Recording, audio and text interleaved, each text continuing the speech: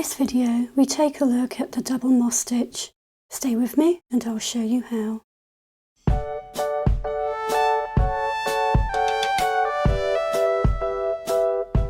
The double moss stitch goes by many names, including the box stitch, Irish moss stitch, or checkerboard stitch.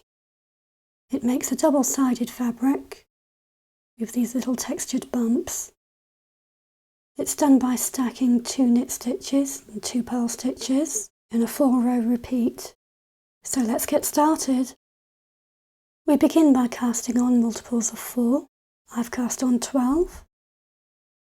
And we begin our first row by knitting 2. We then purl 2. Knit 2. Purl 2,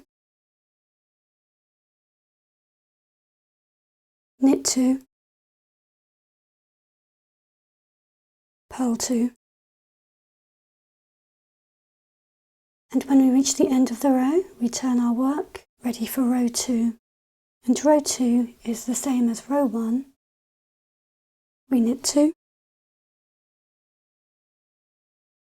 purl 2, knit 2, purl 2 until the end of the row. For row 3, we purl 2, knit 2, purl 2, knit 2 until the end of the row. And we do the same for row 4, purl 2, knit 2, purl 2, knit 2 until the end of the row.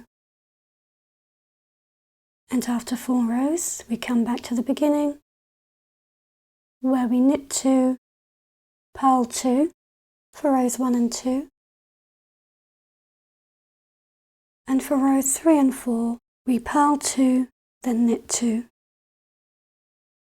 We can see our pattern beginning to form.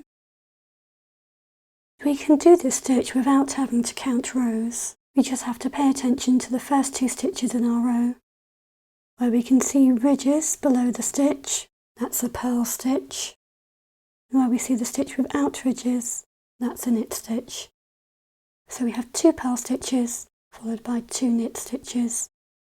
When we're working an odd row or on the front of our work, we knit the purl stitches and purl the knit stitches. In other words, we work the opposite stitch to the last row. When we're working even rows or on the back side of the work, we knit the knit stitches and purl the purl stitches,